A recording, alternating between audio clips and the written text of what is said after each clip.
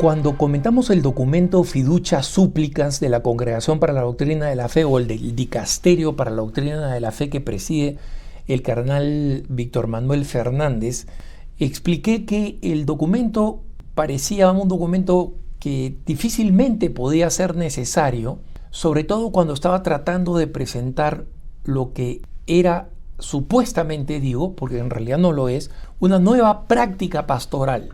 Y es la bendición a cualquiera, especialmente a parejas irregulares, incluyendo a parejas del mismo sexo, y cómo estas bendiciones tenían que ser unas bendiciones totalmente casuales, puramente pastorales, y que no significaban cambiar en nada la doctrina de la Iglesia sobre la naturaleza del matrimonio.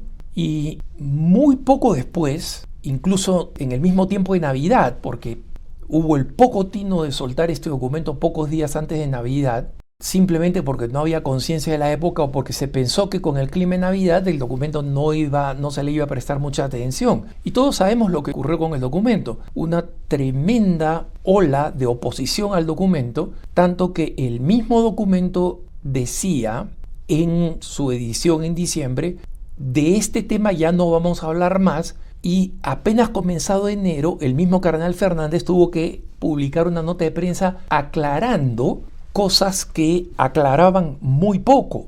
Ustedes pueden ver tanto el comentario que hice de Fiducia Supplicans como la aclaración que no aclara, así me parece que se llamaba el punto de vista, que ustedes pueden encontrar buscando en preguntasdefe.com. Bueno, la mala intención de muchos actores y la posible confusión de lo que significa estas bendiciones casuales, por más aclaraciones que él trató de dar o que dio el cardenal Fernández en la nota de prensa, ha tenido sus primeras consecuencias. Han habido algunos líos en España, pero el más evidente de todos ha sido el que ocurrió recientemente en Uruguay. Y muchos de ustedes lo han leído en la prensa. ¿Qué cosa sucedió? Hay una famosa estrella de la farándula uruguaya, un comediante homosexual ya muy mayor, 84 años, Carlo Perciavale, conocido como el rey del café concert, que decidió este mes de febrero de 2024 contraer matrimonio con su administrador, con su manager, Jimmy Castillos, que tiene la mitad de su edad. Pero bueno, el asunto es que ellos querían tener una boda que tuviera algún tipo de reconocimiento religioso católico. Porque Perciavale, en un país donde los católicos son minoría, como saben ustedes, Uruguay es un país de una larga tradición secular y anticatólica, Perciavale se sentía marginado por ser abiertamente homosexual. El matrimonio legal en Uruguay ya tiene más de 10 años entre parejas del mismo sexo.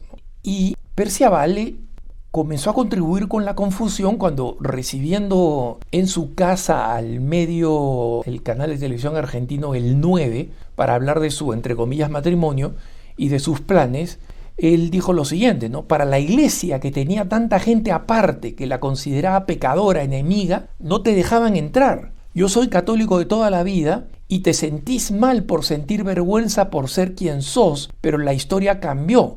¿Por qué? Porque él anunció que iba a recibir una bendición ahora que la, historia ha cambiado, entre comillas, según Fiducia Supplicans, cuando el cardenal Fernández dice que la historia no ha cambiado en nada, en el sentido que el matrimonio sigue siendo lo que es.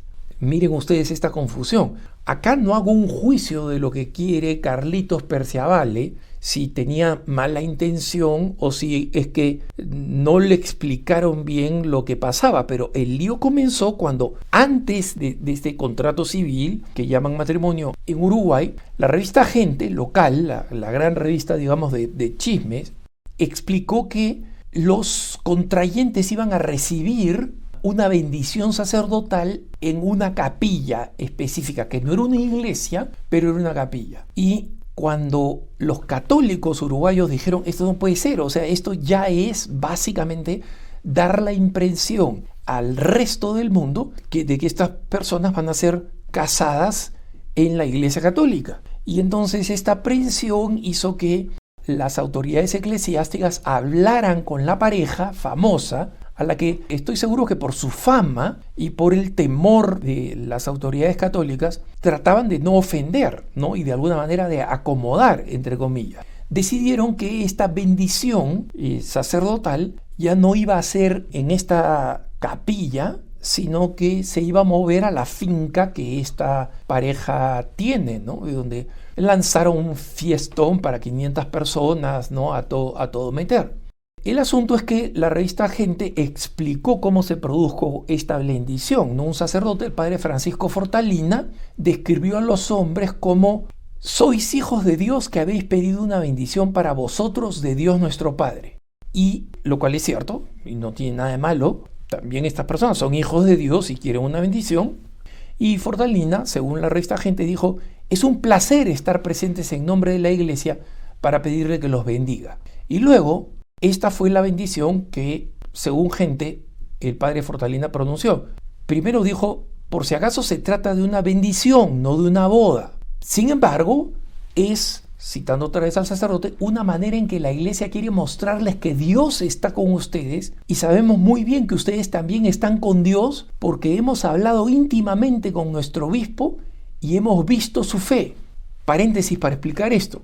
Después del anuncio de que su matrimonio iba a ser un matrimonio católico, entre comillas, se reunieron con el obispo. Perciabale y su pareja se reunieron con el obispo y durante este momento tuvieron una conversación y quedaron en que iban a recibir esta bendición, que según Fiducia Supplicans debería haber sido casual, no programada, no litúrgica, muy breve y además pidiendo por la conversión y el cambio de vida de las personas que están pidiendo la bendición. Y que además fuera una bendición a las personas y no a la unión. ¿Ok?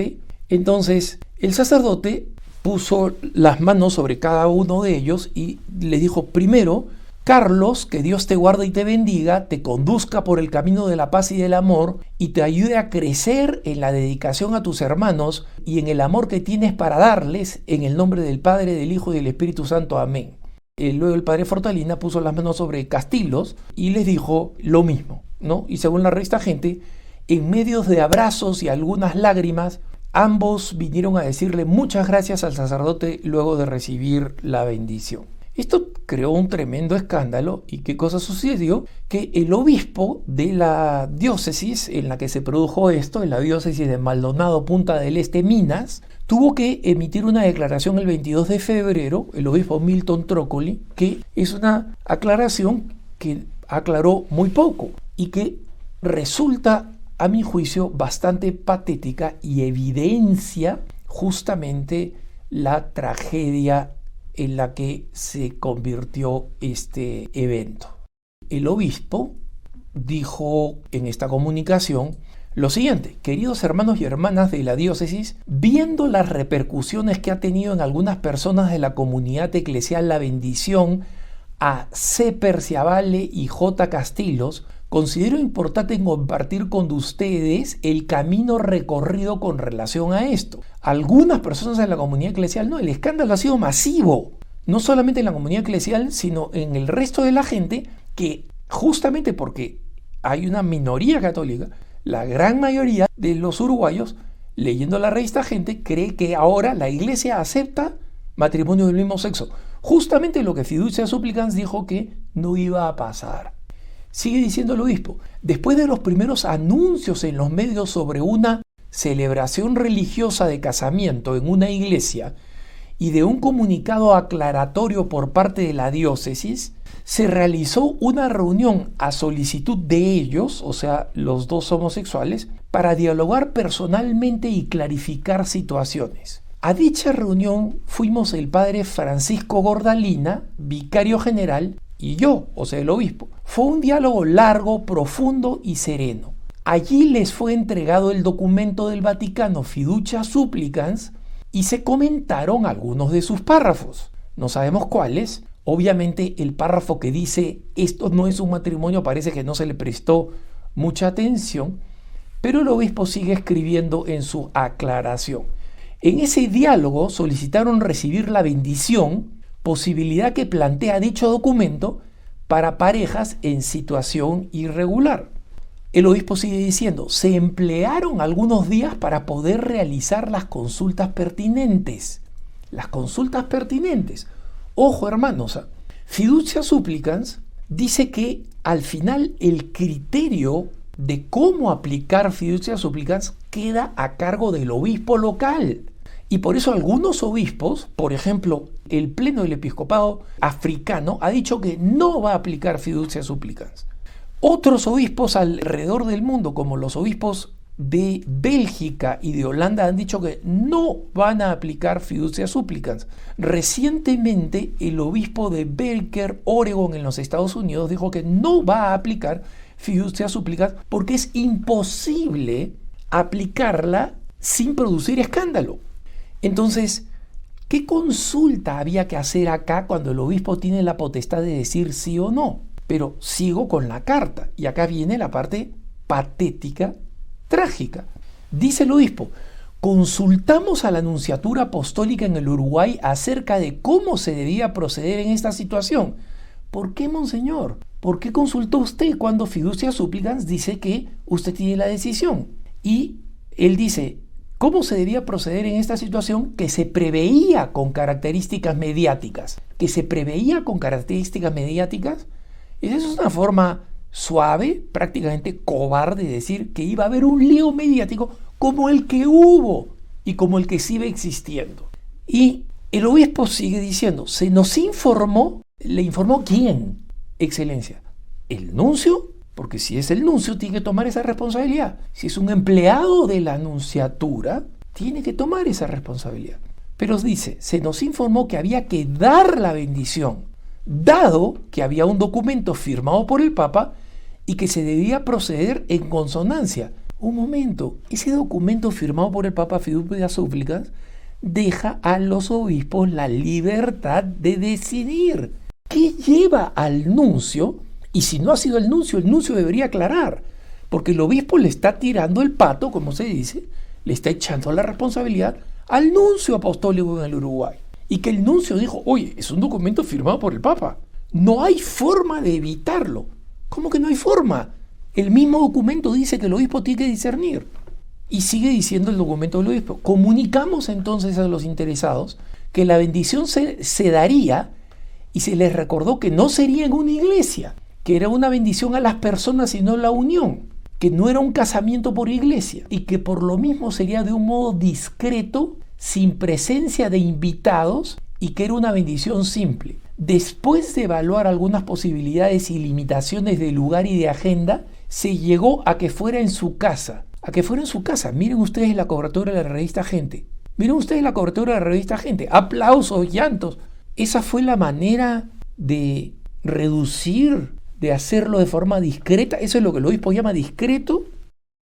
Y el obispo sigue diciendo, comprendo que lo mediático de la situación ha podido herir la sensibilidad de algunos y tal vez pueda haber confundido a otros. Oiga, monseñor, ¿usted por qué está escribiendo este documento? ¿Porque tal vez pudo haber confundido a otros? No, porque la gente está extremadamente confundida.